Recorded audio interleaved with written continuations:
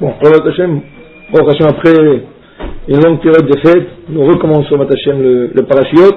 Comme le Midrash dit, la paracha, même si c'est la même paracha, toujours on peut avoir un autre enseignement dans le parashot.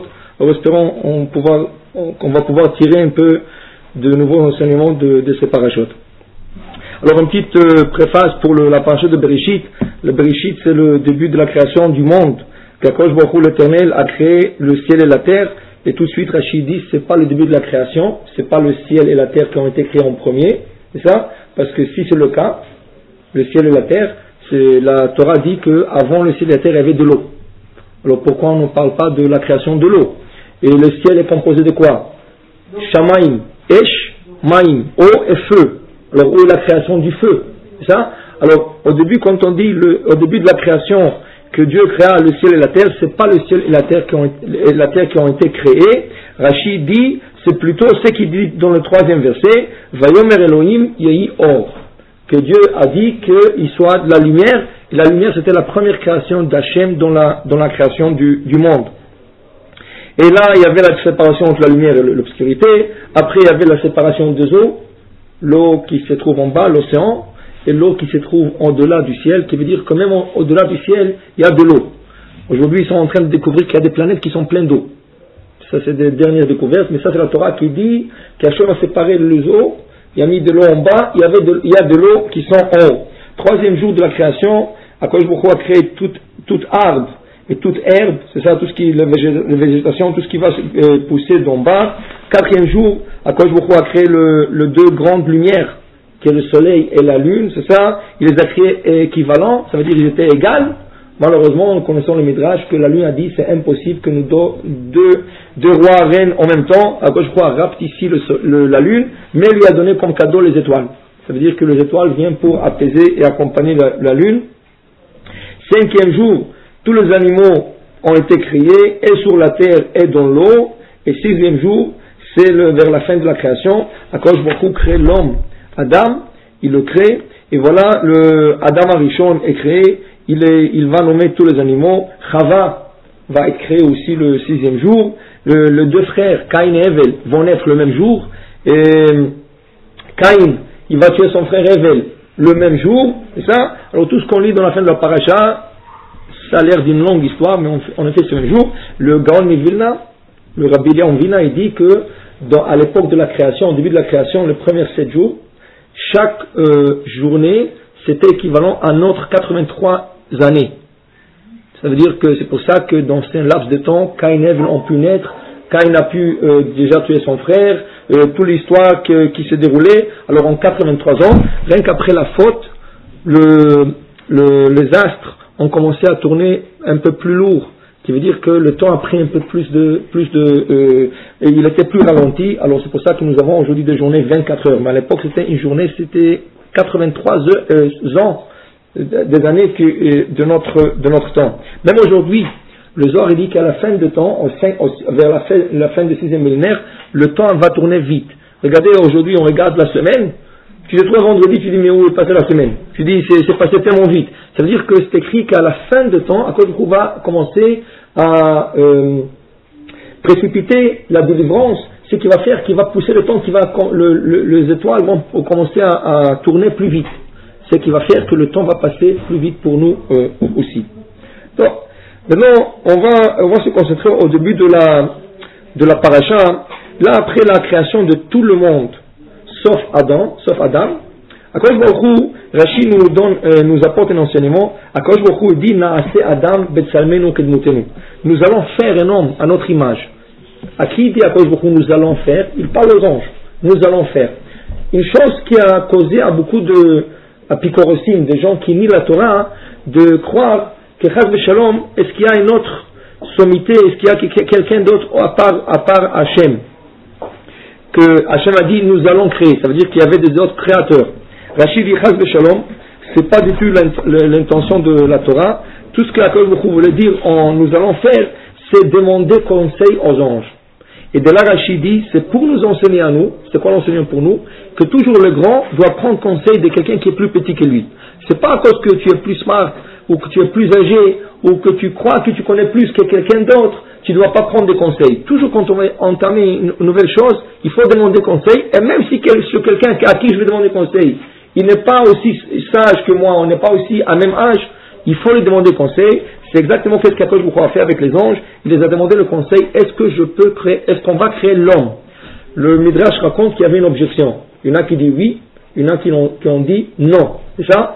Entre-temps, il dit Rashi, qu'il y avait cette dispute entre les anges, oui ou non. Akadosh Baruch Hu est parti, il a créé l'homme, il l'a créé de la terre, d'en bas, et aussi il a créé du ciel, qui lui a donné la Neshama. C'était terre et ciel qui ont participé dans la création de l'homme. Une fois créé, l'homme s'est senti seul. Pourquoi? Parce que Rashi rapporte qu'Hachem lui a donné quand les anges ont commencé à avoir une jalousie contre Adam, Akadosh Baruch Hu qui les a pas demandé, il les a demandé conseil, mais il a créé quand même. Alors, pour enlever cette jalousie, Akadosh Baruch Hu il leur a dit, écoutez, c'est Adam, il est plus sage que vous. Comment? Akadosh Baruch Hu a emmené tous les animaux qui ont été créés le jeudi, il a demandé aux anges, est-ce que vous êtes capables de leur nommer? Donnez à chacun son nom. Et ils n'étaient pas capables de donner un nom. Quand il a passé tous les animaux devant Adam, là, Adam il a dit, voilà, ça c'est la vache, ça c'est le mouton, ça c'est le cheval, ça c'est la girafe. Il a donné des noms à tous les animaux, et tout ce qu'il les a appelés par nom, c'est leur nom jusqu'à date aujourd'hui. Aujourd'hui, c'est le même nom qui n'a jamais changé depuis la création, 5667, c'est ça, 67 ans. Alors là, Adam il a nommé tous les animaux, mais il a vu quelque chose. Il a vu que dans chaque animal, il y a le mâle, il y a la femelle. Alors il a demandé à Hachem, où est la femelle de l'homme? Alors il dit, bon, alors je vais t'écrire une, et il lui a endormi. Pourquoi il est endormi? Alors on explique dans le Midrash, parce que s'il aurait vu d'où ce que la femme sortait, ça l'aurait dégoûté. C'est ça? Comme par exemple, il donne un exemple. Vous savez que dans le fruit, s'il y a un verre dans un fruit, nous n'avons pas le droit de le consommer. C'est ça? Mais il y a un halakha qui paraît un peu bizarre. Quoi? Que si le verre est venu de l'extérieur à l'intérieur du fruit, c'est interdit. Mais si le verre a commencé à l'intérieur du fruit, même tant qu'il n'est pas sorti du fruit, on peut l'en manger. Avec son verre? Avec le verre. C'est ça? Ça veut dire? Oui. C'est ça? Et c'est la même bracha, Boré Priaïs. Pas besoin de faire chapeau. Qui veut dire, je vais vous donner un exemple plus pratique. Je vais vous donner un exemple, par exemple, qui veut dire quelqu'un qui a pris une pomme et il a mordu la pomme. Quand il a regardé la pomme était intacte, était belle, il n'y avait pas de trou. Parce qu'une fois que tu vois un trou dans une pomme, ça veut dire qu'il y a à suspecter qu'il y a un ver qui est rentré. Et si vous prenez une pomme, elle est intacte, vous faites la bracha Boré Priaïs, la personne mord. Il va mordre le fruit.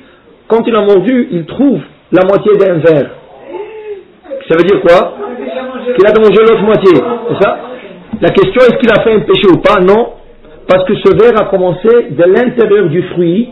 Et quand je regardais l'extérieur et n'est pas sauté l'extérieur, là, c'est pas un péché. Tandis que si je vois un trou et il y a le verre qui est à l'extérieur, et rentre à l'intérieur, c'est interdit. C'est pour ça que le camembert, le vrai camembert est interdit pour nous. C'est ça? Pour ceux-là qui sont amateurs de camembert. C'est ça. Bon.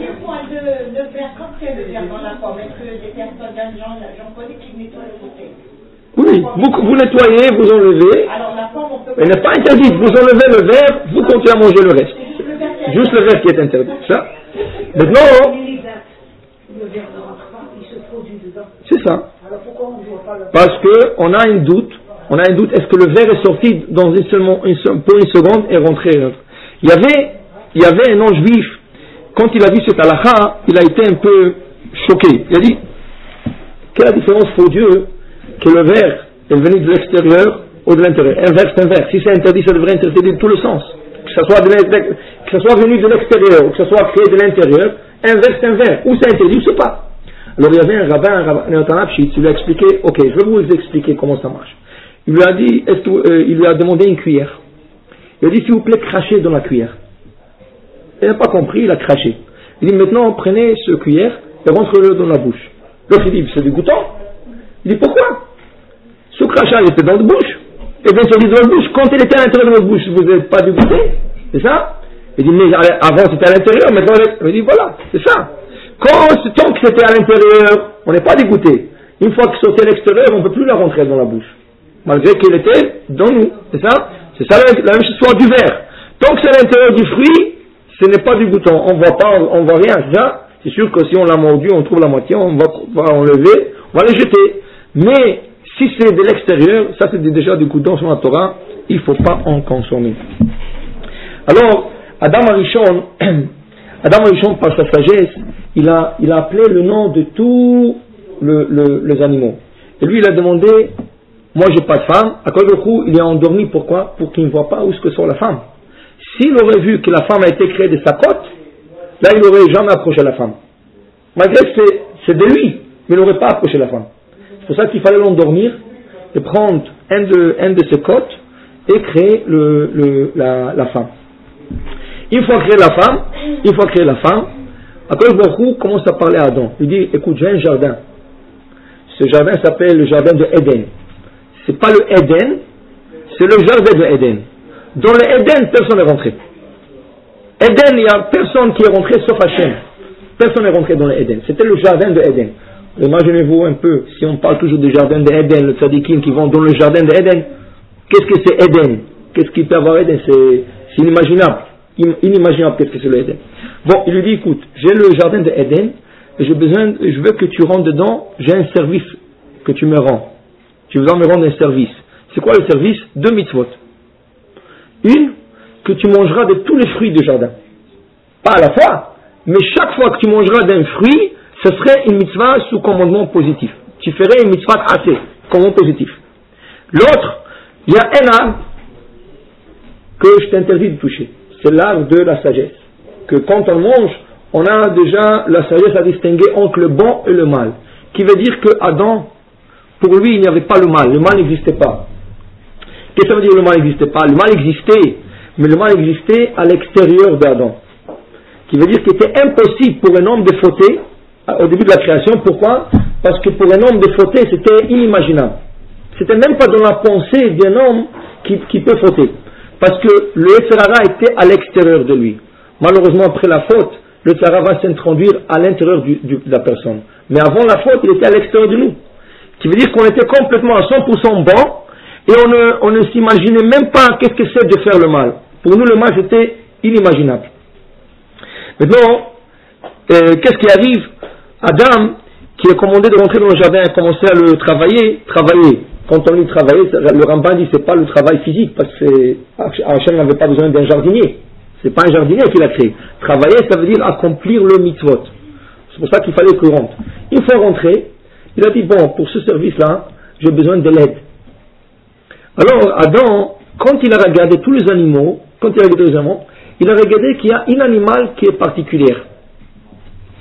Plutôt que les autres. C'est quoi? C'est qui? Le serpent. Le serpent. En quoi il est particulier? Dit le Ibn Ezra, c'était le seul animal qui parlait. Comme l'homme. Le serpent, il parlait, tandis que les autres animaux ne parlaient pas. C'était le seul animal, bon, elle marchait, mais elle marchait tellement vite que la Gemara dans la Sanhedrin dit qu'elle pouvait marcher d'un côté du monde à l'autre en quelques minutes. Le serpent pouvait faire le tour du monde en quelques minutes. Alors Adam, quand il a vu toutes les qualités de ce serpent, qui marchait, qui courait vite, qui parlait, a dit celui-là est peut-être à mon service. Alors il a fait rentrer dans le jardin de Éden. Parce que si vous lisez dans la Torah, dans le jardin de Éden, il n'y avait personne que Adam et Chava. Il n'y avait personne d'autre. Qui c'est qui a rentré l'animal, cet animal qui s'appelle le serpent dans le jardin de Éden?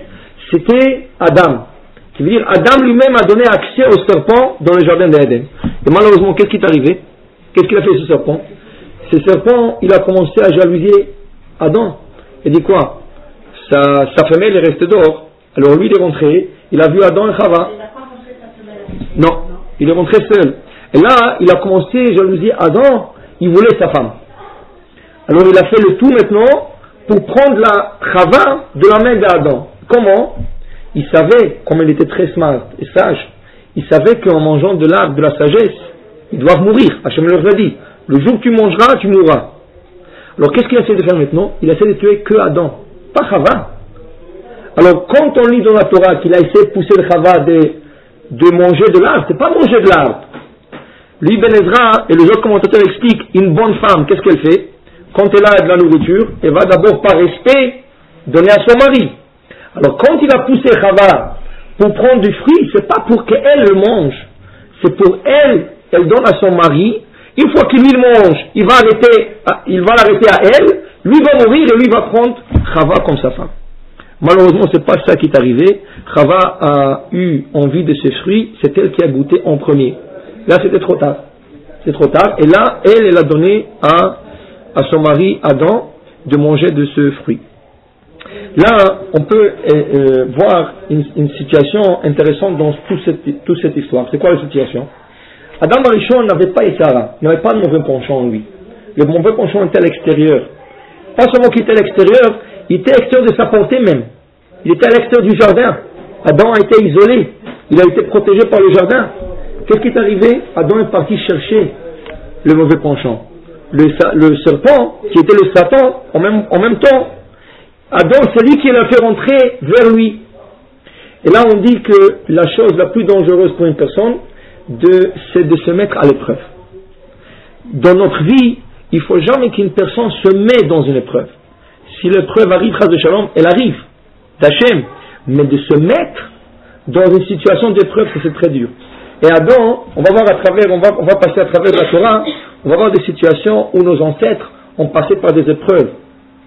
Mais la première chose, c'est Adam. Adam se mit dans l'épreuve. L'épreuve était tellement dure qu'il a été bloqué par cette épreuve. Comment? Adam, quand Chava a mangé, elle est venue lui donner. Normalement, dis-lui, non. Moi, je te dis de ne pas toucher. J'ai parti manger. Moi, je ne mange pas.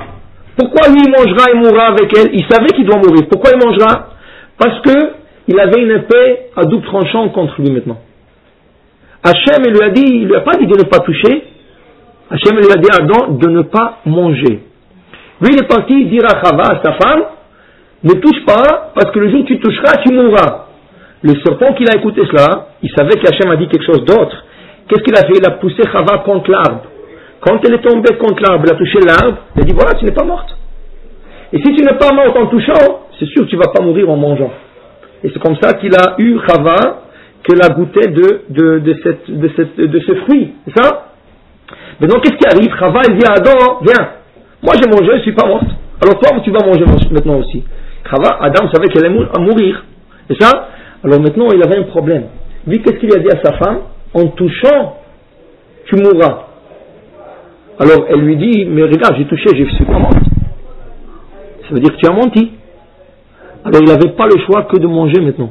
Pourquoi? Parce que si en touchant un mangeant, elle n'est pas morte.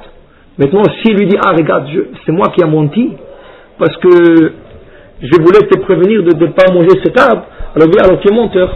Et la prochaine fois, dit le Rav Ben Ishraï, la prochaine fois qu'il aurait donné une mitzvah, il n'aurait pas écouté. Alors il n'avait pas le choix que de manger.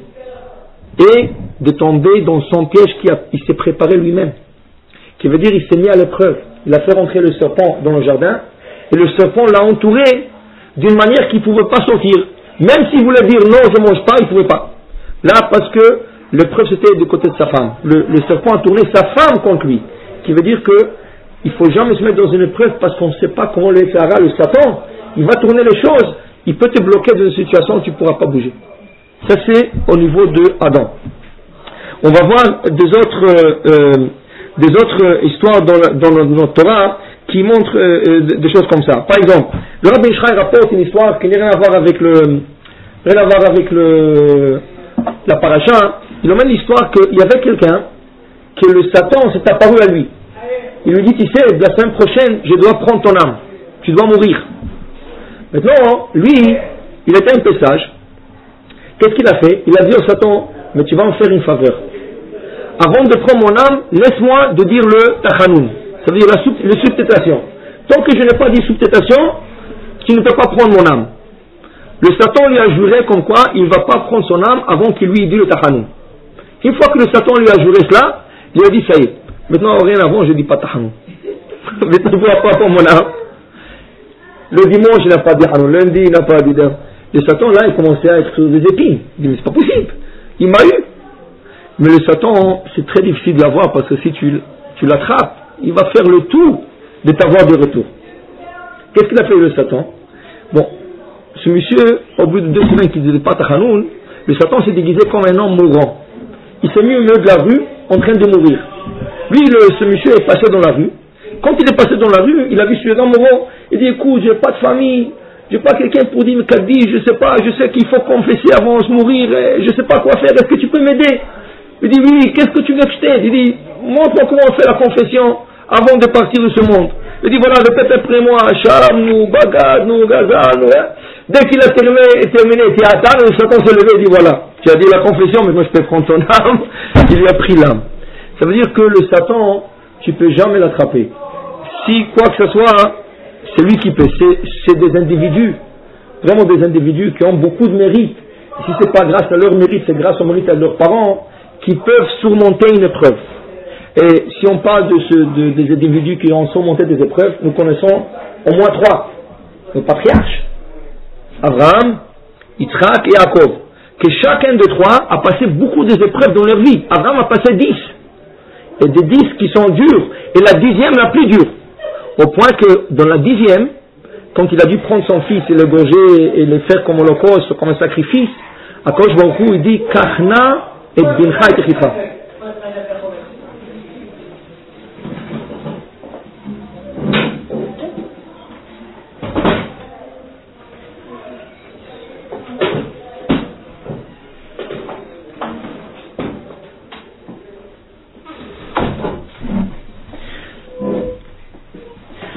Akadosh Baruch Hu a dit à Abraham Avinu, Kachna.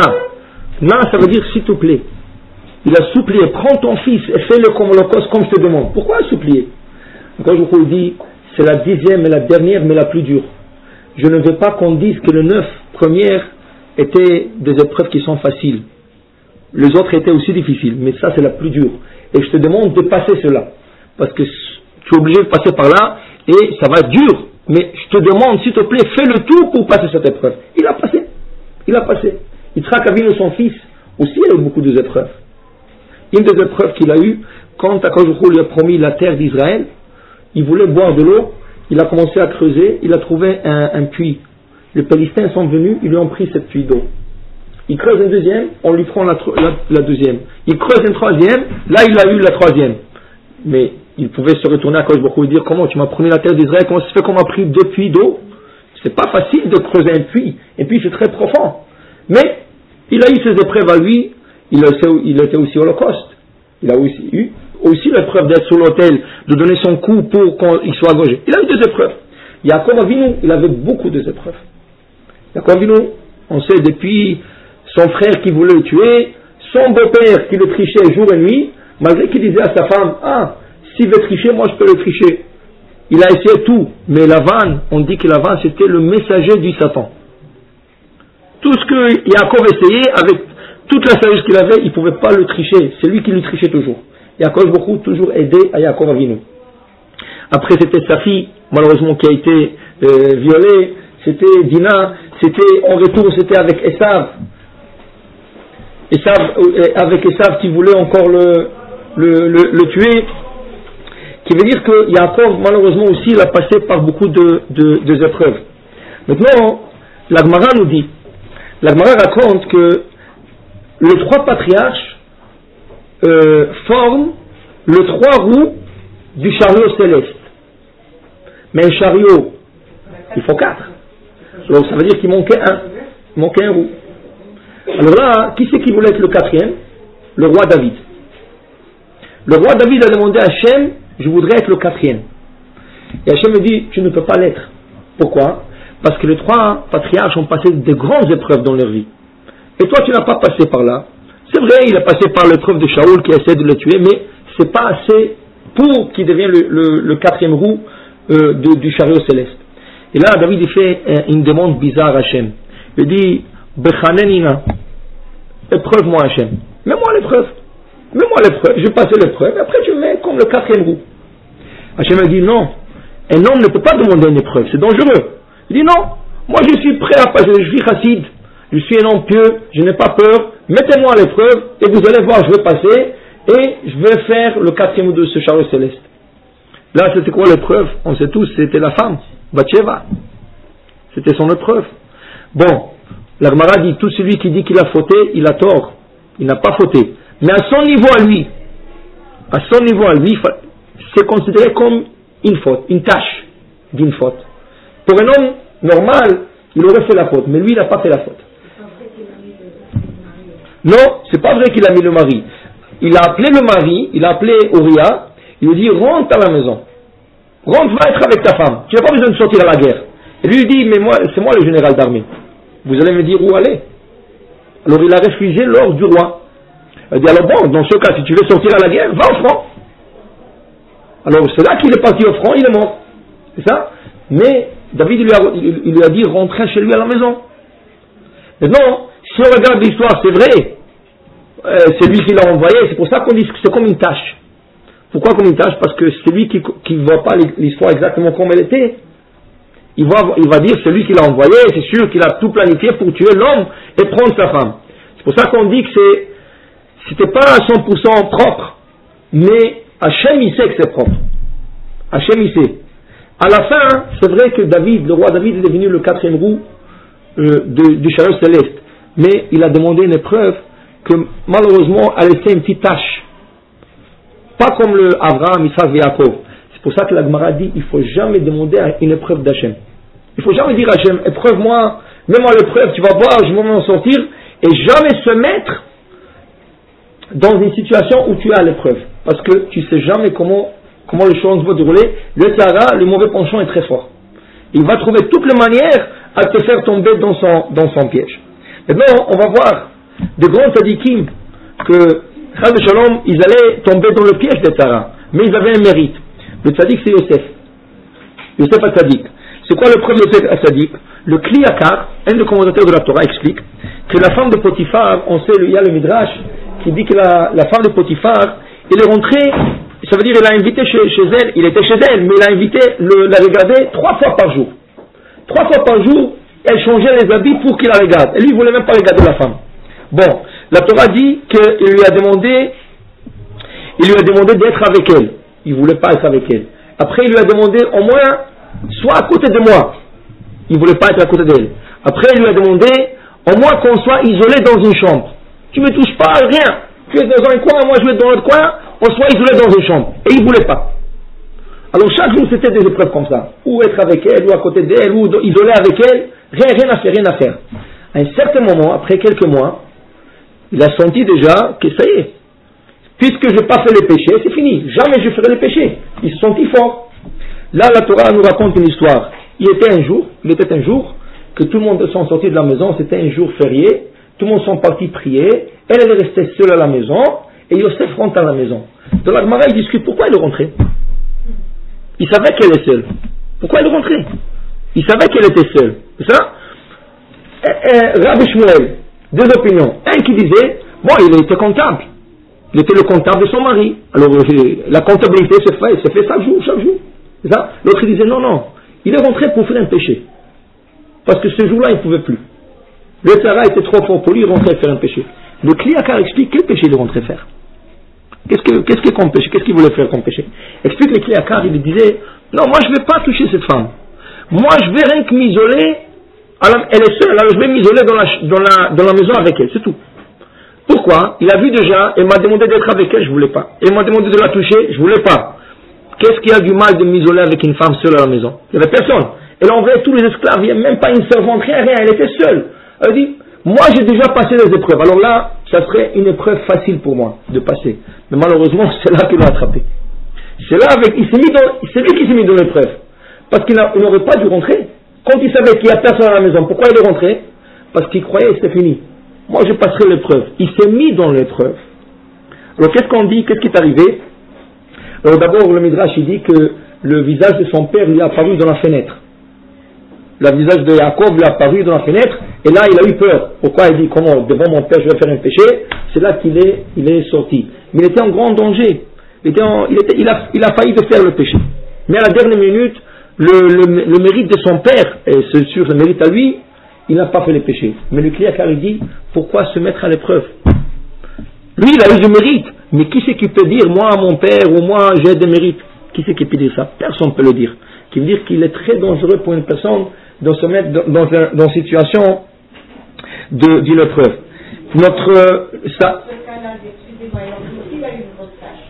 Comment? Lui, il a eu une grosse Non, lui là. Parce qu'il est rentré seul avec une femme. Oui. Et puis il était prêt à le faire, c'est encore pire. Il était prêt à le faire, mais il a passé. Il a surmonté l'épreuve. Il a eu le mérite de son père. Et n'oubliez pas, David Amelech a demandé une certaine chose. Lui, il n'a rien demandé. Il n'a rien demandé. Maintenant, le Khatam Sofer, il y a un Khatam Sofer qui explique que Sarah Imenu, notre mère Sarah, vous savez qu'elle a passé 2 épreuves. C'est quoi les 2 épreuves? Dès qu'il arrive en Israël, avec son mari, après qu'ils ont quitté la maison partenaire d'Abraham et tout, ils arrivent en Israël, il y a une famine. Alors ils descendent en Égypte. En Égypte, Abraham il a peur qu'on prenne sa femme. Qu'est-ce qu'il lui dit de dire? Dis que tu es ma soeur. Parce que si tu dis que tu es ma femme, ils vont me tuer. Elle s'est mise en danger. Comment il va me rentrer maintenant dans un palais royal de Paro? Elle va dire, je suis la sœur de telle. C'était une femme mariée. Elle va aller avec Paro. C'est une épreuve. Mais à cause Baruch l'a sauvée. Comment? Toute la nuit, chaque fois que Paro essaie de la rapprocher, d'approcher, il y a un malach qui le frappait. Il frappait. Au bout de la nuit, Paro a dit, ça y est, je ne touche pas cette femme. Il a tout de suite, le lendemain matin, il a appelé Abraham, prends ta femme. Pourquoi tu m'as dit que c'est ta soeur? C'est ta femme. Prends-la. Mais cette épreuve se répète. Une deuxième fois, quand Abraham descend en Égypte, là, il ne demande pas Sarah. Il ne demande pas Sarah, dis tu es ma soeur. Il leur dit, c'est ma soeur. C'est ça? Et pourquoi il ne demande pas comme la première fois? Il fallait qu'il lui demande. Est-ce que tu peux me faire cette faveur de me dire, d'où le Khatam Sofer? Parce qu'Abraham, il a vu la première fois que Sarah a passé l'épreuve avec Paro. La deuxième fois, il ne lui a même pas demandé. Il dit, ça y est, elle va passer l'épreuve. Mais Sarah ne voulait pas. Elle dit, qui c'est qui me garantit que je passerai la première épreuve, que je passerai la deuxième? C'est pour ça, elle, quand on lui a demandé, elle n'a pas dit, je suis sa sœur. Elle n'a pas dit. C'est ça? Mais Avimelech, qui était le roi de Guérar, il a compris que le fait que la femme se retire de lui, et en plus Hachem, qui est venu dans son rêve et dit, attention de toucher cette femme. Si tu touches cette femme, tu vas mourir. Alors il a compris que c'est la femme d'Abraham. Mais là, Sarah ne disait plus que je suis la sœur. Pourquoi? Dit le Khatam Sofer, elle ne voulait pas se mettre à l'épreuve. Abraham croyait que c'est facile. Il croyait qu'il est passé la première, alors il va passer une deuxième. Sarah dit, qui c'est qui me garantit ça? Moi, je ne suis pas à ce niveau que j'ai passé une. Qui c'est qui me garantit une deuxième? Il n'y a jamais de garantie là-dessus. Une personne ne peut pas dire, j'ai passé une épreuve. Et combien d'épreuves, pour passer une épreuve, combien il faut? Il faut passer 3 épreuves. Pour avoir une garantie sur un péché de ne pas le faire, il faut passer 3 épreuves. Pas que tu as provoqué. Parce que si tu as provoqué, l'épreuve va être plus dure. Ça veut dire qu'Hachem t'envoie 3 épreuves sur le même sujet, sur la même idée. Et si tu as passé les 3 épreuves toi-même, quand du ciel on t'a mis dans cette position, là la 4e, tu es sûr qu'Hachem t'aidera. Ça veut dire que c'est pas impossible que ça arrive. C'est pas impossible que ça arrive après la 3e fois. Il est possible que ça arrive. Mais Hachem, dans la 4e déjà, il est avec la personne qui va être plus facile pour la personne de surmonter cette épreuve. La Gemara explique qu'il y avait un grand rabbin qui était déjà âgé. Chaque jour, il priait à Hachem dans ses prières, Dieu, sauve-moi de mon mauvais penchant, sauve-moi de mon mauvais penchant. Et chaque jour, il priait comme ça. Et la femme lui dit, ça y est, à ton âge, quel mauvais penchant tu vas regarder une femme, qu'est-ce que tu vas avoir une femme? Elle dit, non, tu ne sais pas qu'est-ce que c'est les Sarah. Tu n'as pas l'idée qu'est-ce que c'est Sarah. La femme dit, alors je vais voir. Je vais voir s'il a Sarah, ce mari-là. Qu'est-ce qu'il a fait? Il s'est déguisé comme une belle femme. Et lui, il était dehors en train d'étudier. Elle est venue à côté de lui. Lui, il n'a pas reconnu sa femme. Parce qu'il s'est déguisé tellement bien, il n'a pas reconnu sa femme. Et il commence à dire à la femme, comment tu t'appelles tout ça? Elle, au lieu de répondre, parce que s'il va parler, il va la reconnaître, elle commence à courir. Il court après elle. Elle court. Et elle monte, hein? Et au moment qu'elle était un peu plus rapide, un peu plus jeune que lui, jusqu'à qu'il a disparu. Donc, lui, il a réalisé à la fin qu'est-ce qui est arrivé. Il est retourné à la maison, il ne voulait pas manger, il était vraiment triste et tout ça. Et la femme, il savait qu'est-ce que c'est. Il dit, qu'est-ce que tu as, mon mari? Il dit, il ne demande pas, Sarah m'a mis telle épreuve aujourd'hui, je ne peux pas m'imaginer. Et comment moi, à mon âge, comment je pourrais prendre une femme? Il lui a raconté toute l'histoire. Et la femme dit, écoute, c'était moi. Au début, il ne voulait pas la croire. Mais il lui a dit, voilà, j'ai couru ici, j'étais là. Ah oui. Mais la Gemara explique, même si elle a dit à la fin que c'était elle, et il lui a donné tous les signes et tout, depuis, il faisait beaucoup de ta'anit, jusqu'à ce que ses dents sont devenues noires de ta'anit, et il est mort comme ça. Il ne voulait pas admettre comment à son âge, il pouvait courir après une femme. Lui qui priait chaque jour. Alors il dit, tu vois, à tel âge, on dit Hachem, sauve-moi du Yetzirah, du Satan et tout ça. Qui c'est qui peut dire, qui peut avoir une garantie de ne pas se mettre à l'épreuve? Tu ne sais jamais. Qu'est-ce que le Yetzirah peut planifier pour toi, Chas v'Shalom? Alors voilà, alors tous nos patriarches, nos Yosef HaTzadik, c'est ça, et tous ces tzadikim, ils ont passé beaucoup des épreuves dans leur vie. Il y a le Khatam Sofer, il ajoute que même nos ancêtres en Égypte ont passé 2 grandes épreuves. Vous savez que malheureusement on a perdu le 4/5 de notre peuple en Égypte avant de la sortie. On était 15 millions, il n'y a rien que 3 millions qui sont sortis. 4/5 ont trouvé leur mort en Égypte. Pourquoi? Parce qu'ils avaient 2 épreuves à passer, et comme Hachem savait qu'ils ne vont pas passer cette épreuve, il les a enlevés de ce monde. Et le Khatam Sofer explique quelle épreuve ils avaient à passer en Égypte. Imaginez-vous un peu une génération ou 2 générations qui ont souffert en Égypte 210 ans. La torture, des Égyptiens qui se moquent du matin jusqu'au soir, ils se moquent d'eux, ils leur frappent, ils leur torturent, ils leur font tous les possibles imaginables. Qu'est-ce que une personne comme ça peut se souhaiter? Il doit se dire, Alva et Kakajoum me donne le jour de voir la revanche de ce policier-là qui est en train de frapper pour rien faire, pour que je lui ai rien fait. Et voilà, le moment est arrivé. Le moment est arrivé, Kakajoum est en train de mettre son peuple à 2 grandes épreuves. C'est quoi les épreuves, dit le Khatam Sofer? La première, dans la 9e plaie du Rocher, de ténèbres, Kakajoum il dit, vous allez rentrer dans toutes les maisons des Égyptiens, et ils ne pourront pas bouger de leur place, et vous allez fouiller toutes leurs maisons, et regardez où ils cachent l'euro et l'argent. Maintenant, la seule chose, vous ne pouvez pas toucher. Alors imaginez-vous quelqu'un qui a été frappé, torturé, son argent et tout a été pris, on lui dit tu ne touches pas. Ça c'est une grande épreuve, dit le Khatam Sofer. Ils avaient envie de prendre. Pourquoi? Hachem a dit, c'est pas le moment. Le moment sera plus tard. Mais pour le moment, vous ne touchez rien. Avant la sortie, vous allez prendre. Mais là, il y avait beaucoup, il y a 4/5 du peuple qui disent non, c'est notre or et notre argent.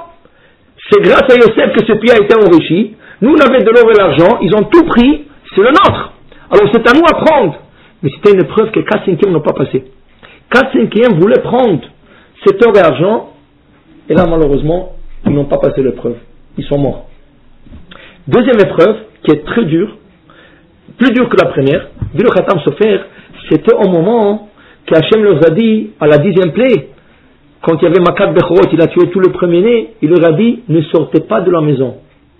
Quoi qu'il arrive, ne sortez pas de la maison. Restez jusqu'à que le soleil se lève. Maintenant, imaginez-vous un peu, ils sont en train de manger le sacrifice pascal, ils entendent des cris des Égyptiens de tous les côtés. C'est sûr qu'ils savent qu'est-ce qui se passe.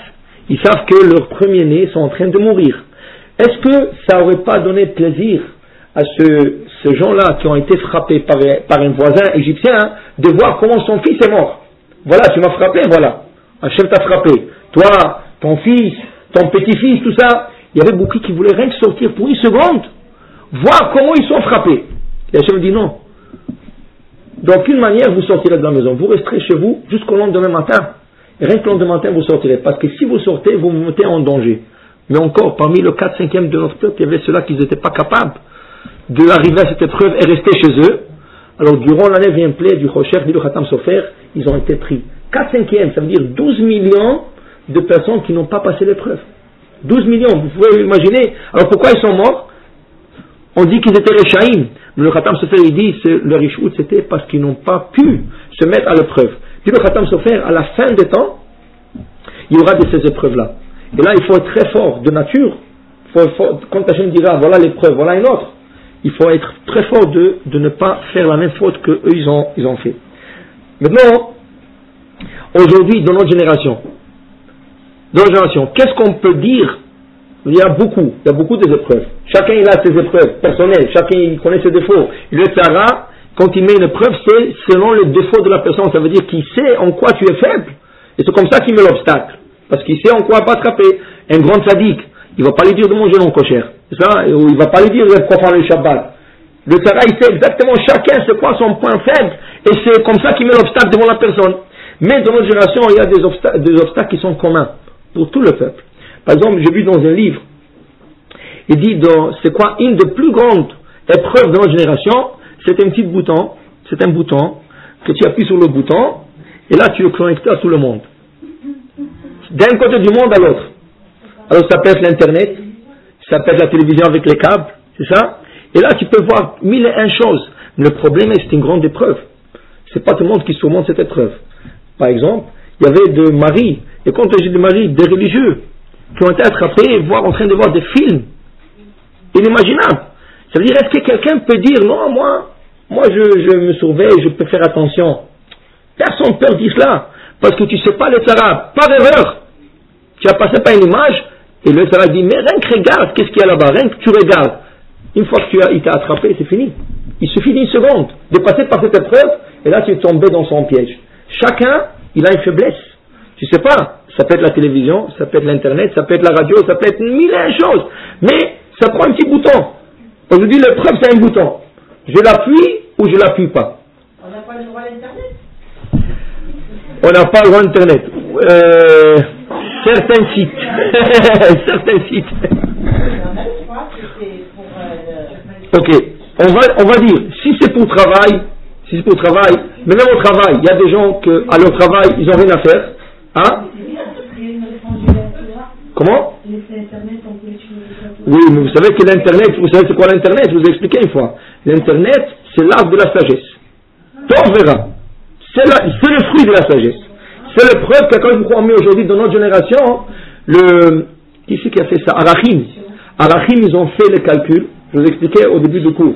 Ils ont fait le calcul que Adam, dans le temps d'Adam, chaque heure était équivalente à 83 années. 83.333, plus précis. Arachim, ils ont fait le calcul, ils ont pris la journée d'Adam, parce qu'il a été créé, par exemple, il a été créé à la 5e heure, Chava a été créé à la 6e heure, à la 7e heure, ils avaient des enfants, à la 8e heure, Adam a averti Chava, et à la 9e heure de la journée, Chava a mangé du ce fruit.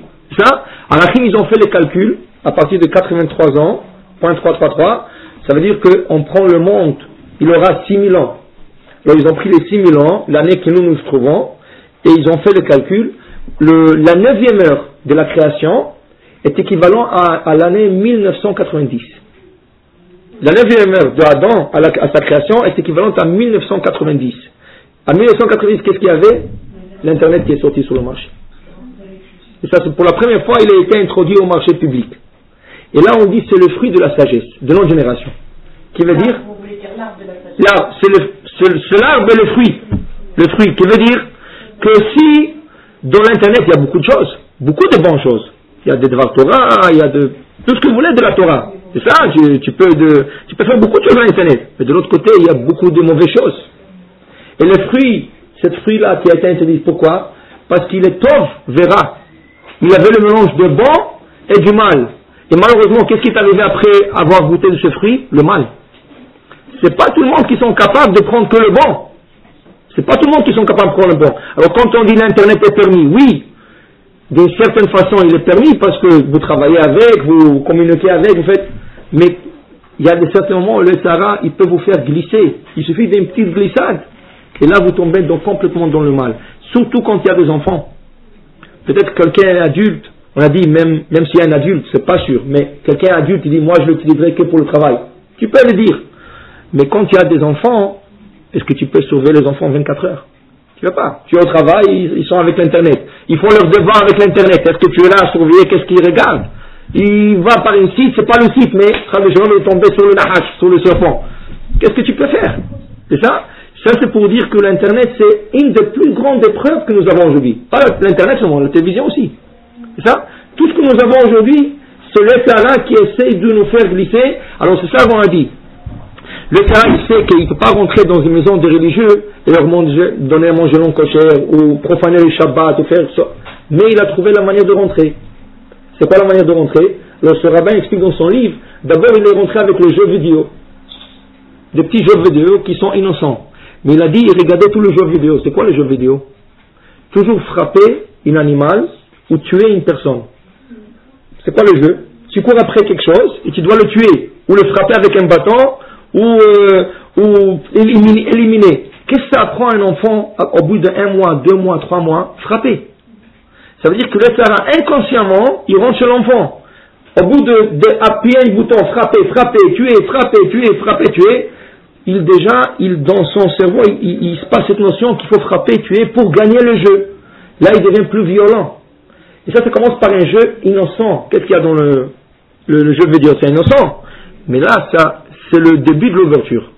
Après, ça va à l'internet, après, ça va à des choses qui pleuvent. Maintenant, il y en a qui sont plus forts, il y en a qui sont plus faibles. Mais qui c'est qui peut dire, moi, je me mettrai à l'épreuve et j'en sortirai? Personne ne pourra le dire, parce que se mettre à l'épreuve, c'est quelque chose qui est très dur. Une autre chose, par exemple, ça arrive à des personnes d'aller dans une réunion de travail. Alors tu dois aller dîner ou tu dois aller manger le lunch avec quelqu'un, et des fois tu dois rentrer dans un restaurant non kosher. Qu'est-ce que je fais? Je rentre ou pas? Si je rentre pas, je n'ai pas l'affaire, ou je monte différent. C'est ça? Là tu te mets à l'épreuve. Pourquoi? Parce que c'est sûr, il y a beaucoup qui disent, moi je vais m'asseoir là-bas, je vais prendre un verre d'eau. Mais tu t'assois là-bas, et tout le monde te dit, allez, un verre d'eau, prends une salade, prends quelque chose. Et la salade, quelque chose, ça va arriver aussi. Quelqu'un m'a dit comme ça. Moi je lui dis non.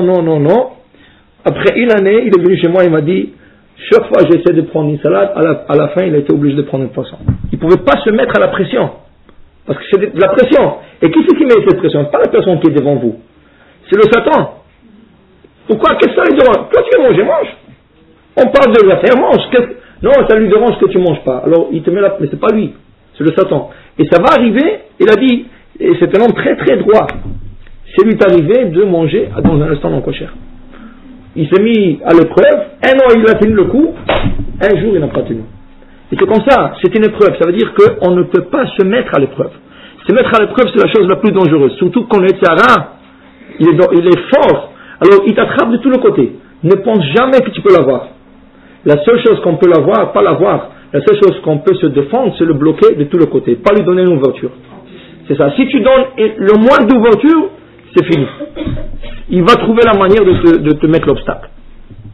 Pour dire, ça c'est l'étude de ce livre de Bereshit, au début de la paracha, je vais répéter pour ceux qui n'étaient pas là, c'est Adam, qui était dans le jardin d'Éden, était seul avec sa femme, et il est parti chercher le serpent de le rentrer à l'intérieur. Qui veut dire qu'il est parti chercher le Satan, de l'emmener dans le jardin, parce que le serpent n'était pas là. Le serpent était avec tous les animaux en dehors du jardin. Et lui, il était seul avec sa femme. Mais comme il voulait rentrer le serpent, parce que c'est l'animal qui parlait, c'est l'animal qui courait vite et tout, alors il s'est mis dans la tentation. Il a apporté le Sarah chez lui. Alors voilà, et Sarah a tourné le tout, d'attraper, pas lui. Lui, il ne pouvait pas attraper. Adam était parfait. Il était même trop parfait. Le Sarah, il savait que jamais il aurait pu avoir Adam. Parce qu'Adam était la création d'Hachem direct. Chava a été créée à partir d'Adam. C'était plus facile de la tromper à elle que de le tromper à lui. Lui, le Satan, il n'a même pas essayé à lui. Parce qu'il lui était parfait. Mais Chava, c'était plus facile. Il l'a attrapé au point que, quand il a attrapé à elle, c'est elle qui a attrapé à son mari. Pour dire que, une personne il doit dire toujours, comme disait ce Rav, ne me mets jamais à l'épreuve. Il faut demander à Hachem et d'ailleurs, si vous remarquez dans Birkot HaShachar, dans vos bénédictions matin, qu'est-ce qu'on dit à Hachem? Ve'al tevienu lidei nisayon ve'lo lidei bizayon. Ne nous amène pas devant une épreuve et devant une honte. Parce qu'après l'épreuve vient la honte. Parce que si tu passes pas l'épreuve, c'est une honte. Une honte pour toi. Parce que tu t'es mis à l'épreuve. Alors on demande chaque matin à Hachem, la première chose le matin, que quand on commencera cette journée, il ne faut pas qu'on a cette épreuve de Shalom parce qu'on ne sait pas comment on va s'en sortir de ça. S'il y a des questions, sinon je voulais juste savoir au début, comment ça se fait qu'Abraham n'a pas eu la émuna de Hachem pour partir à sa femme? Il a dit sa sœur. Très bonne question. Le Ramban le prend comme une faute. Le Nachmani, il dit que c'était une faute. Il dit que c'était la faute de d'abord descendre en Égypte, parce que même s'il y avait la famine en Israël, dès qu'il est arrivé, il ne fallait pas qu'il descende tant qu'Hachem ne lui a pas dit de descendre. Alors il a décidé de descendre, et une fois descendu, il s'est mis à l'épreuve, et là il a dû dire sa femme c'est sa sœur. Et le Ramban il dit, il a dû avoir une confiance en Hachem qu'ils ne toucheront pas Sarah. Alors le Ramban il dit malheureusement que c'était 2 fautes comptées pour Abraham Avinu. Mais encore, Chas v'Shalom, quand on dit une faute pour Abraham Avinu, une faute à son niveau à lui, on ne peut pas s'imaginer le niveau d'Abraham Avinu, qu'est-ce que c'est comme niveau, mais la émouna d'Abraham, personne peut atteindre une telle émouna, ça, mais à son niveau à lui, comme David Amelech, à son niveau à lui, c'était comme une tâche dans son dossier. Alors, Abraham Avinu aussi, comme c'était, le Ramban dit, c'était comme une faute pour lui de descendre en Égypte et de mettre sa femme à l'épreuve, au lieu d'avoir la émouna qui ne toucheront pas sa femme. Pour revenir à David, quand il a envoyé Marie de à l'armée, il a refusé de donner le guet avant d'aller faire la guerre. Oui, c'est ça, c'est justement pourquoi c'est pas une faute. C'est justement, David Amelech, c'est-à-dire Uriah, il a déjà divorcé sa femme. Et quand David il a pris cette femme, ça veut dire qu'il était déjà divorcé, malgré que son mari était vivant.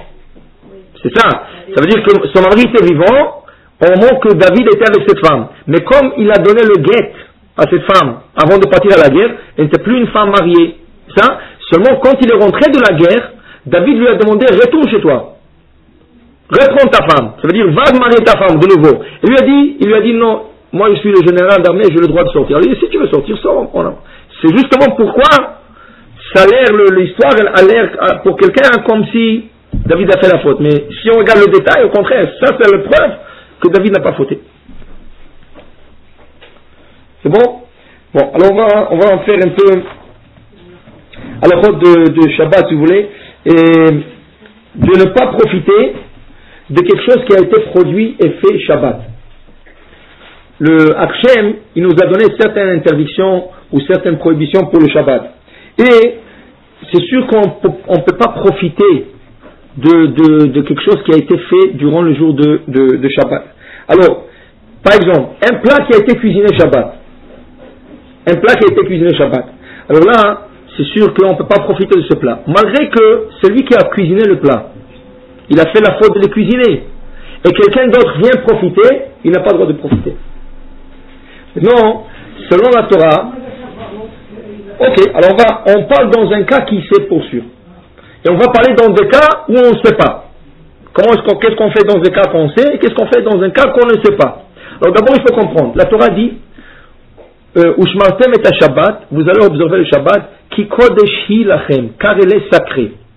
Quand on parle de quelque chose de sacré, qu'est-ce qui vient à notre image quand on parle de quelque chose qui est sacré? Sacré, ça veut dire intouchable. Sacré, c'est comme la terouma. La terouma, c'est quoi?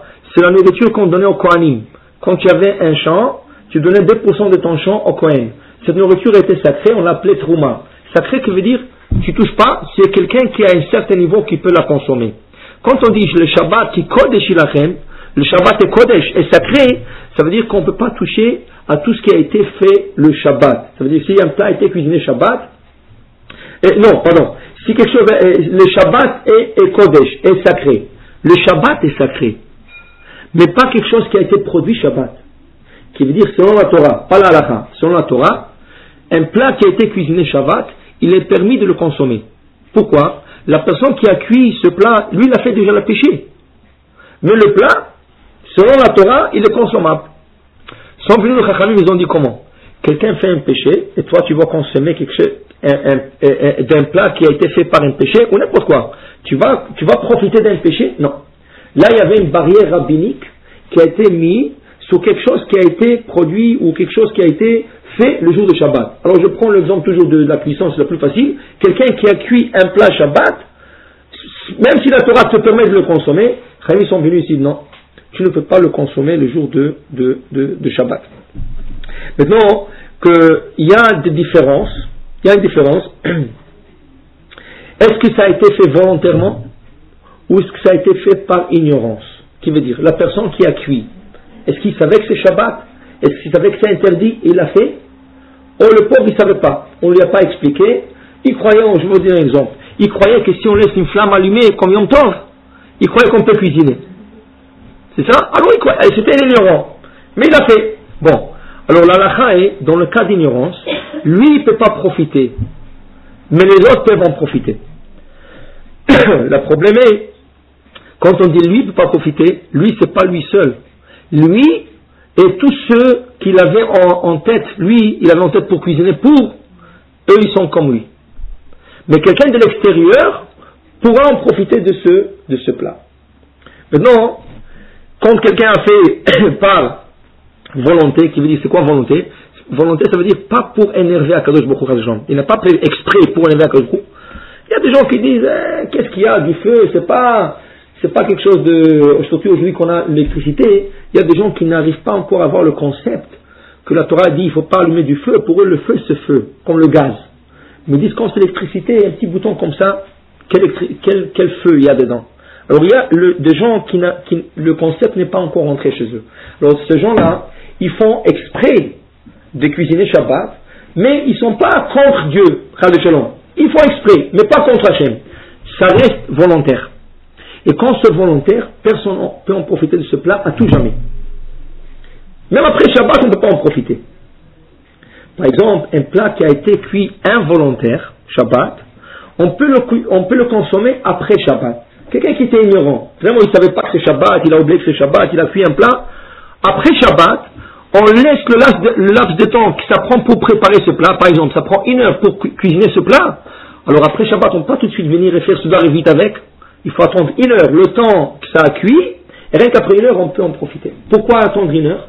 Pour ne pas profiter de l'heure que ça a été cuit Shabbat. Parce que sinon, les gens vont commencer à cuisiner Shabbat, ils vont dire, mais de toute façon, je peux le consommer après Shabbat, je peux le consommer. Par exemple, il y a beaucoup d'invités monter Shabbat chez lui, alors il va cuisiner Shabbat, il va dire, je ne toucherai pas Shabbat. Et monter Shabbat, je pourrais. Non, on te dit, combien de temps de préparation ça a pris ce plat? 2-3 heures. Après Shabbat, tu vas attendre 2-3 heures, comme ça tu n'en profites rien. C'est ça? Alors, un plat qui a été cuisiné par ignorance, on peut en profiter monter Shabbat, mais il faut attendre le laps de temps que ça a pris pour préparer ce plat. Un plat qui a été cuit exprès, dans ce cas, on ne peut pas profiter de ce plat. Maintenant, je vais montrer quelques cas, que peut-être ici, c'est pas courant, mais c'est plutôt courant en Israël. Ici, parce que la majorité des usines, ils sont ouverts Shabbat. La fabrication, quand ils fabriquent, je vais vous donner un exemple. Quand ils fabriquent du sucre, c'est ça? La compagnie du sucre est l'antique, est ouvert Shabbat. C'est ça, ils sont ouverts Shabbat, et ils fabriquent du sucre Shabbat. Alors comment nous, en tant que juifs pratiquants, on peut consommer de ce sucre? Ou quand Pepsi, Sprite, Cola, toutes ces compagnies, ils travaillent aussi Shabbat. Et quand tu achètes une bouteille de l'étagère, est-ce que tu sais qu'elle n'a pas été fabriquée Shabbat? C'est ça? Alors qu'est-ce qu'on dit? D'abord, nous on habite ici. Et qui c'est qui fabrique ces choses-là? C'est des goïs. C'est des non-juifs. Dans ce cas, il n'y a pas de problème. L'interdiction c'est pour un juif, pas pour un non-juif. Mais qu'est-ce qu'ils font en Israël? En Israël, il y a un problème. Parce que malheureusement, il y a des usines qui sont ouvertes Shabbat. Maintenant, il y a des usines, quand on dit ouvert Shabbat, c'est pas qu'ils sont ouverts Shabbat, parce que c'est vendredi, c'est obligatoire de fermer. Shabbat aussi, il y a une interdiction. Le problème, c'est qu'il y a des usines qui commencent 1 heure avant la fin de Shabbat de travailler. Parce qu'ils disent de mettre le feu en marche, de mettre les machines en marche, ça prend 1 demi-heure, 1 heure.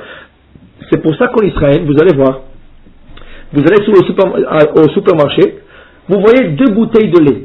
Exactement, Tnuva. Le de Tnuva. Et avec un seau de cache-route, l'autre sans un seau de cache-route. Mais tu te poses la question, comment? C'est le même. C'est la même compagnie.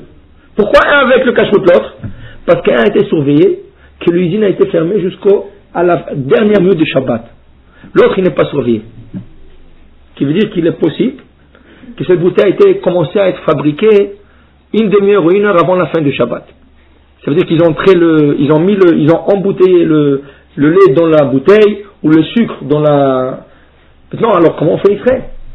Comment on fait en Israël? Alors tu vas, comment je peux savoir? Ça c'est pour le lait. Il y a beaucoup de choses qu'on ne peut pas savoir. C'est pour cela que Rav Ovadia ici explique qu'il y a une règle.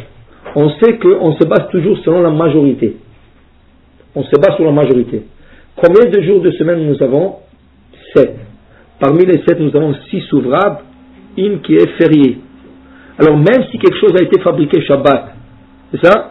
Et moi je ne sais pas quelle bouteille, quel sachet a été fabriqué Shabbat, qu'est-ce que je dois dire chaque fois que je ramasse quelque chose de l'étagère? Il y a plus de probabilité que ça n'a pas été fabriqué Shabbat parce qu'il y a 6 jours de la semaine contre 1 jour de Shabbat. Et c'est ça la permission en Israël de quand on achète. On doit se dire qu'il y a plus de probabilité que ça a été fabriqué ça que ça. Mais si tu sais pour sûr qu'il y a une compagnie qui fabrique Shabbat, alors je vais vous donner un exemple qui était un peu révolutionnaire en Israël.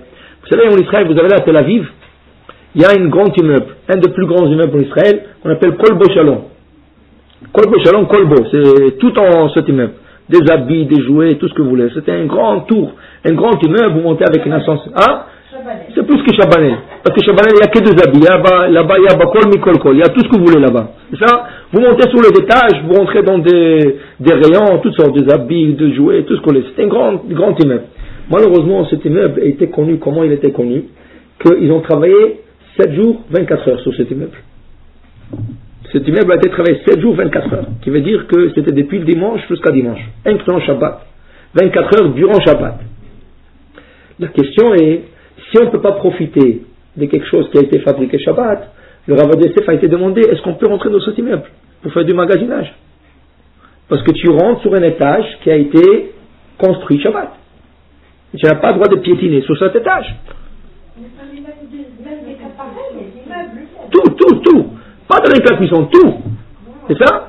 Là, le Rav Yosef, il a utilisé cette logique. Il a dit, est-ce que quelqu'un est capable d'indiquer quel étage a été fabriqué Shabbat?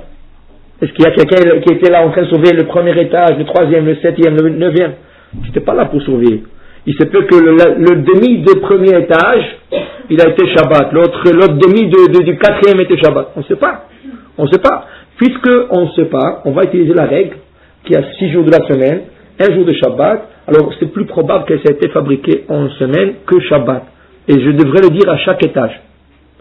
Sauf si quelqu'un était là, vraiment là, en train de... Parce qu'il y avait beaucoup de curieux. Il y avait des gens qui étaient curieux, ils étaient là en train de rien faire, rien que regarder, parce qu'il y a des immeubles en face. Alors si le gars était là, Shabbat, en train de regarder l'immeuble, et il a vu quel étage était construit Shabbat, alors pour lui, il est interdit de rentrer dans cet étage. Ça veut dire qu'il peut, dans l'ascenseur, il peut faire 1, 2, s'il sait qu'il est 3 Shabbat, il saute à 4. Il n'a pas le droit de se mettre à 4. C'est pas des goïms, c'est des juifs. Ok. Alors, c'est très dangereux. Pourquoi? On continue de faire si c'est des juifs pas? Non, mais les juifs, ils construisent le Shabbat? Non. Ouais. Vous avez dit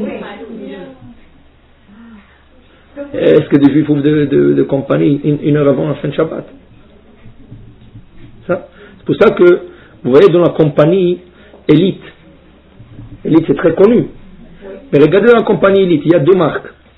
Il y a Elite Megadim. Elite et Elite Megadim. Elite toujours il porte un OU. Elite Megadim il porte le Badas. C'est quoi Badas? Badas c'est la grande sommité en Israël pour la cacheroute. Pourquoi? Comment Comment ça se voit? Badas c'est un saut. Vous voyez, c'est un petit saut, vous voyez ça? Et pourquoi?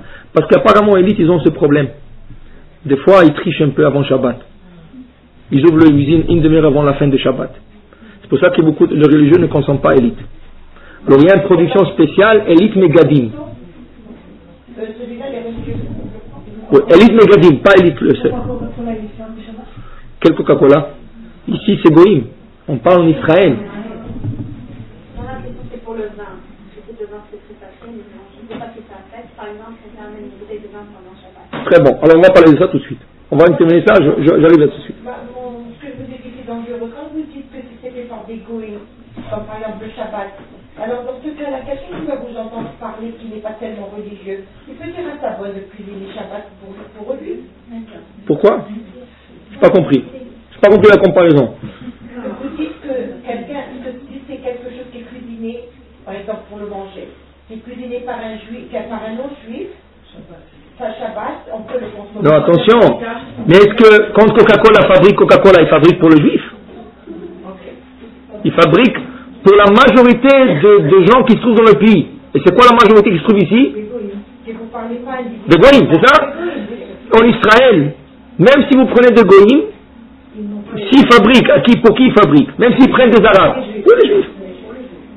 Donc ça, en Israël, c'est toujours un problème. Ici, c'est moins de problème parce que la majorité sont de goïms. Maintenant, Rav Yosef il parle. Le cas, je crois, le plus courant et le plus dur, c'est Shabbat, tu viens à la synagogue, il y a un bar mitzvah, il y a n'importe quoi, il y a des gens qui ont emporté de bonbons dans un endroit où il n'y a pas le hérouf. S'il y a le hérouf, s'il y a la ville est vous avez dit que nous on ne prend pas le hérouf des je dis, il y a le hérouf, on peut encore le laisser passer. Mais il n'y a pas d'hérouf du tout. Et quelqu'un a apporté des bonbons, c'est la bar mitzvah. Et il commence à acheter des bonbons, mais tu vois que le gars est arrivé en voiture. En plus. Alors le bonbon, non seulement qui ont été rapportés sur les roues, ils sont arrivés en voiture. Qu'est-ce qu'on fait? Le Rav Yosef, normalement il faut dire à tout le Kahal de ne pas consommer ce bonbon.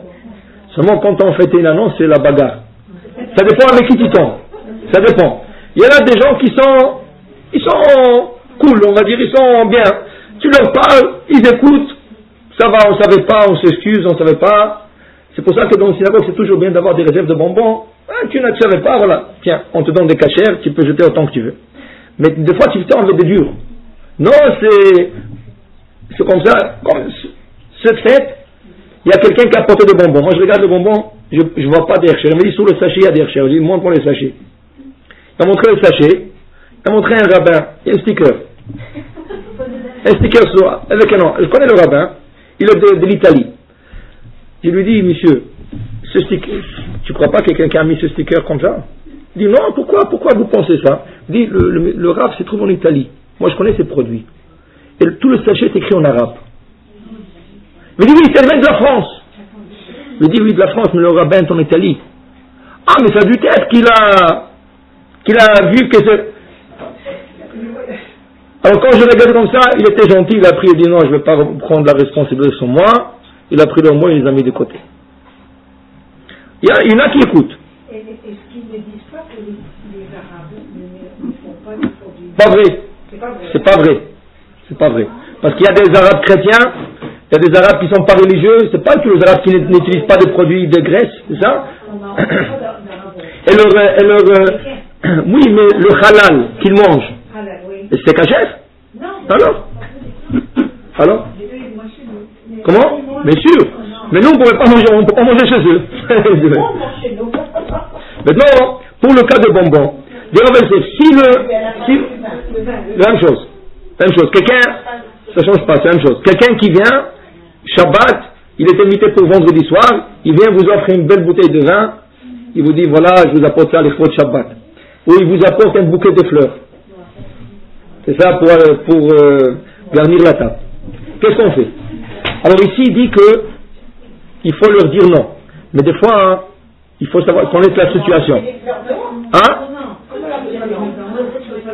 Non, je ne peux pas mettre dans l'eau. Je ne peux pas mettre à la table, dans un vase. Tu le mets dans la cuisine jusqu'à s'il il dure Shabbat. Il dure, s'il ne dure pas Shabbat. C'est ça? Maintenant, il faut leur dire non. Mais si tu sais, c'est pas toutes les situations qui sont la même chose. Alors là, il y a une petite ouverture, toute petite. Ne la faites pas plus grande qu'elle est. Elle est toute petite. L'ouverture est la suivante.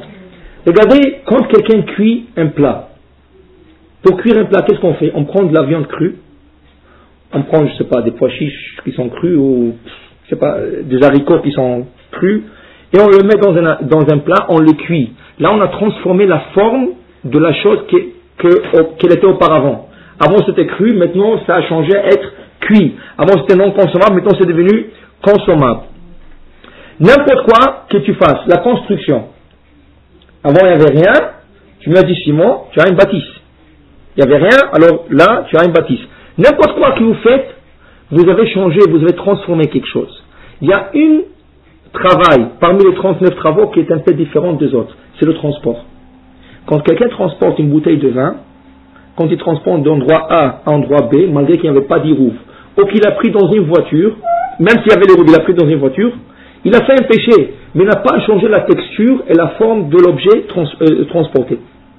S'il a transporté des bonbons, s'il a transporté des fleurs, l'objet est resté intact. Maintenant, a priori, c'est sûr qu'il ne faut pas l'accepter, il ne faut pas l'utiliser, il ne faut pas rien faire. A posteriori, vraiment a posteriori, je vous explique le cas. Quelqu'un vous apporte une bouteille de vin, c'est quelqu'un qui vient de faire teshuva et tout. Si tu vas lui dire, je ne peux pas consommer cette bouteille de vin, tu peux il y a des gens qui sont très très sensibles. C'est ça? Il y a des gens. Mais il ne faut pas le dire à chacun. Il y a des gens qu'il faut essayer. Tu commences à parler à la personne, tu sais avec qui tu as affaire.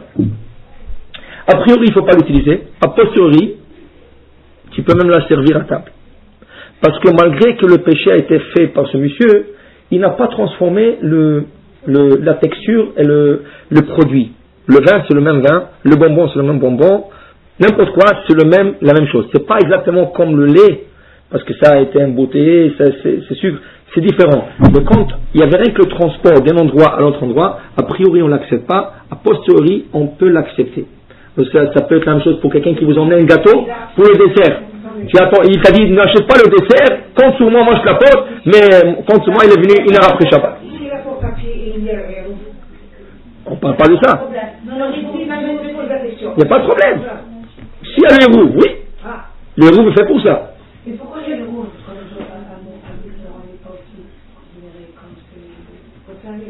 C'est la même chose. Qui c'est qui a dit ça? Si vous ne considérez pas les roues, vous ne considérez ni Kotzenluk, ni Hamster, ni Kotzenluk, ni personne.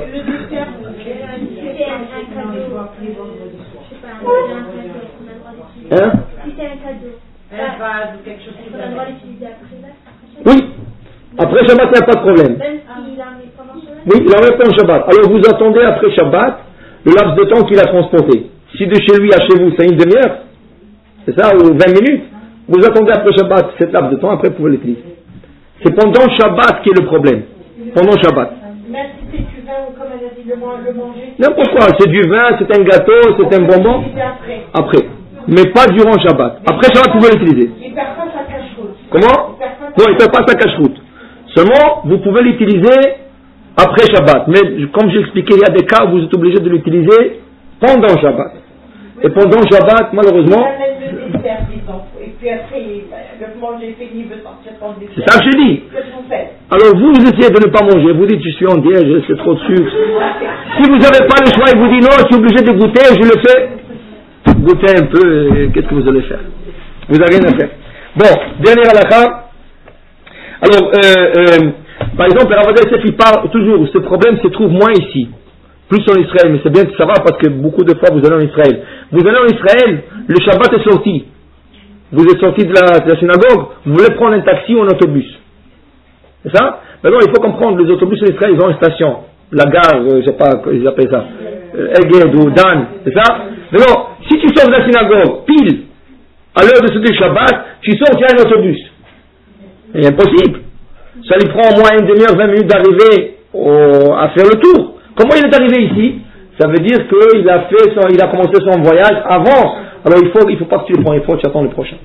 Même si le prochain c'est un autobus. Parce qu'il a voyagé pour vous avant le temps de Shabbat. Ça, la même chose un taxi. Le taxi, ils n'attendent pas la montre pile. Shabbat c'est 7h, il sort à 7h. Non, ça va lui prendre un temps pour faire la... S'il est religieux, il va faire l'Abdallah, il va faire quelque chose. Alors si tu sors de la synagogue, un taxi, tu ne peux pas le prendre. Parce que c'est sûr qu'il a démarré avant la fin de Shabbat. Non, même si c'est pas juif, il a démarré pour vous. Et le bateau? Le bateau? Qu'est-ce qu'il a le bateau? Si on fait le bateau avant Shabbat, on peut rester sur le bateau pendant Shabbat. Tant qu'on ne sort pas sur le bateau pendant Shabbat. Il s'arrête pendant Shabbat et qu'on descend pas pendant Shabbat. Oui, mais d'abord il faut rentrer dans le bateau depuis mercredi, 3 jours avant Shabbat. 3 jours? Oui. Non. Pourquoi non? Non, j'ai demandé. Moi je suis montée sur le bateau à 4h vendredi. Pourquoi 3 jours avant? Donc, il faut monter 3 jours avant Shabbat. C'est ça, parce que si vous montez vendredi 4h quand Shabbat est à 5h à 6h, ça montre que vous voulez profaner le Shabbat. Si vous êtes sur le bateau 3 jours avant et le bateau ne veut pas arrêter pour vous, là on vous laisse le... Le bateau qui n'a pas débarqué le vendredi Shabbat, samedi, est resté dans la mer, il n'est pas arrêté. C'est ça. J'ai pris, et puis le deuxième Shabbat, c'est pas la même chose. Il n'y avait pas d'arrêt. C'était les 2 seuls jours qu'il n'y avait pas d'arrêt. Autrement, tous les jours, il y avait des arrêts. J'ai choisi ce bateau et j'ai demandé. Mais pourquoi vous avez choisi? Au contraire, parce qu'ils n'arrivent pas Shabbat, c'est un problème. Non, j'ai embarqué Shabbat à 4h. Ok? Pendant vendredi à 4h. Il a circulé, il est resté sur la mer samedi toute la journée, il n'y a pas eu de débarquement, embarquement, rien. Ils sont restés sur la mer. Après, le premier débarquement, c'était dimanche. Non, mais même s'il y a débarquement, c'est pas interdit. Vous ne débarquez pas, vous restez sur le bateau. Il faut embarquer 3 jours avant. C'est bien, moi j'ai pas ce challenge quand vous avez dit du courant. Au moins la prochaine fois, tu seras de prendre le bateau le mercredi. Non mais il y en a Ah, le vendredi. Vendredi, dimanche. Il y en a beaucoup de samedi. Ah oui. Ouais. C'est... Alors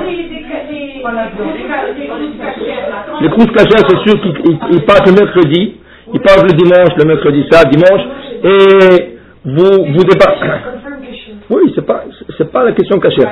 Il y a deux conditions à respecter. Il faut que le bateau parte 3 jours avant Shabbat. Il y a marqué que c'est quoi 3 jours? Est-ce que c'est le 3 jours, ça commence le mercredi? Là, c'est mercredi, jeudi, vendredi. Ou le 3 jours veut dire jeudi, vendredi, samedi. Plus c'est mercredi, on accepte plus c'est mercredi, c'est pas le jeudi. A posteriori le jeudi. Et le bateau, si ça veut dire il garde pas quelque part, alors vous restez sur le bateau, vous ne sortez pas du bateau, vous n'allez pas sortir dans la mer. Vous restez sur le bateau, ça. Et il faut que vous vous connaissez vous-même, que vous n'avez pas de nausée. Marin. Hein? Il y a des patchs, il y a tout ça. Alors prenez tout ce qu'il faut, parce que si vous connaissez comme une personne sensible, vous n'avez pas le droit de prendre même le mercredi. Le problème de prendre un bateau, c'est à cause que il y a beaucoup de gens qui sentent mal le Shabbat, et tu n'as pas le droit de te mettre en situation de sentir mal le Shabbat. C'est toi qui t'es mis dans cette situation. Pour pas prendre un médicament. Ok? C'est vrai. C'est ça. Alors ça c'est la grande raison pourquoi on ne prend pas le bateau. Mais si vous êtes 3 jours avant, 3 jours, alors on dit que comme tu as commencé déjà, alors on te laisse. On te laisse de rester. Mais au contraire, la prochaine fois, il ne faut pas le prendre à 4 heures, il faut le prendre le mercredi. Bon, dernière halakha, quelqu'un, vous êtes dans la rue, vous sortez de la synagogue, vous vous promenez pour prendre une petite promenade, il y a quelqu'un qui arrête une voiture, et il est juif. Il vous demande où est la synagogue telle et telle. C'est ça? Il faut le dire, non, il faut le dire, je m'excuse, je ne sais pas. Parce que si vous allez le dire, il va d'après votre direction. Alors écoutez, qu'est-ce qui peut arriver? Écoutez. Non, juste. Non, un non-juif qui nous demande où est la rue telle. Non, on parle de la synagogue maintenant, laissez parler. Un non-juif, il n'y a pas de problème, on parle d'un juif, parce qu'un juif, vous lui faites faire un péché. Maintenant, regardez qu'est-ce qui peut arriver comme péché. Il y a, pour arriver à un endroit, on peut prendre 5 routes différentes, 5, 10. Ça, tu as dit partir par un endroit, tu lui as allongé le chemin d'1 mètre. Ce 1 mètre, il a fait à cause de vous. Tu sais, en Israël, tu es en Israël ou tu es à côté dans un milieu juif, tu veux traverser la rue et tu vois quelqu'un arriver avec la voiture, tu sais que si tu vas traverser, tu as le droit de traverser parce que mais tu sais qu'il va s'arrêter. Quand il met le pied sur le frein, c'est ton péché. Parce que tu lui as causé d'arrêter. Maintenant, tout ce qu'il fait lui seul, c'est son problème, mais ne le provoque pas. Ça veut dire que si tu sais qu'il va, alors lui montre même pas le signe que tu veux traverser. Parce que si tu mets le pied sur le trottoir, par respect, il y a beaucoup qui vont s'arrêter, parce qu'ils ont peur ou n'importe quoi, ils vont s'arrêter. Mais là, tu as causé. C'est ça?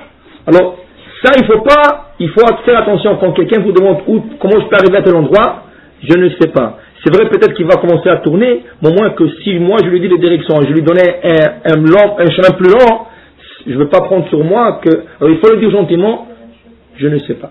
Quand quelqu'un nous appelle au téléphone, pour lui c'est Shabbat. Vous n'avez pas le droit de répondre. La même chose. Si quelqu'un vous appelle d'Israël, en été, je faisais ce Shabbat. Vous, c'est pas encore Shabbat. Vous n'avez pas le droit de répondre. Si vous savez, oui, vous voyez, l'homme dit son, c'est ça? Ou vous attendez l'appel et là.